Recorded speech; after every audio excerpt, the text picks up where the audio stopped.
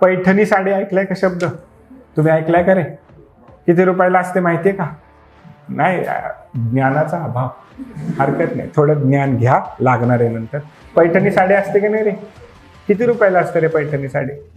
2000 रुपयाला, 5000 रुपयाला असते. बर.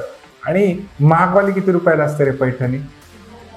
9 लाख रुपये. म्हणजे त्याला अंतच नाही किती महाग असू शकते. लाखो रुपयांमध्ये त्याची किंमत असते. आता ज्याने कोणी फार हे ते धाबे जाणले तिकडे पब्लिकचे, आता काय करू नाही म्हणतात, आहे की नाही? लाखात कुठं आकडे गेल्यावर अवघडच जात. म्हणून म्हणलं ज्ञान असलं पाहिजे, म्हणजे कोणत्या क्षणी कुठे कल्टी मारायची ते कळतं.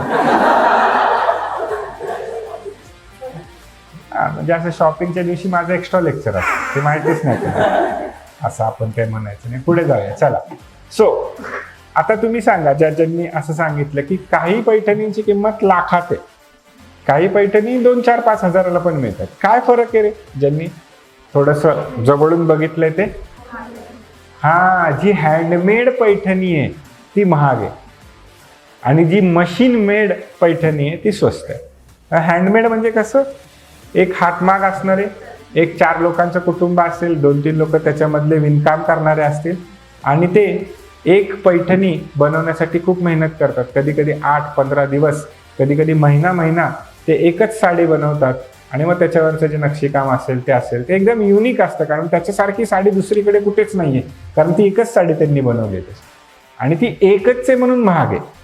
पण आता आपल्यासाठी दुसरी गोष्ट महत्वाची काय? मशीननी बनवली एकाच सारख्या हजारो पैठणी म्हणून स्वस्त झाल्या, पटकन बनल्या म्हणून स्वस्त झाल्या. आता आपल्यासाठी महत्वाचं काय? जोपर्यंत एखादी गोष्ट लक्झरी होती तोपर्यंत ती कमी लोकांना अफोर्डेबल होती. आणि म्हणून पूर्वीच्या काळी पण व्यापार होत होता रेशीम मार्गावाला, पण तो फक्त कोण अफोर्ड करू शकत होतं? जे राजे रजवाडे सामंत आहेत त्यांनाच ते शक्य होतं, कारण ते महाग गोष्टी विकत घेऊ शकत, त्यांच्याकडे पैसे होते.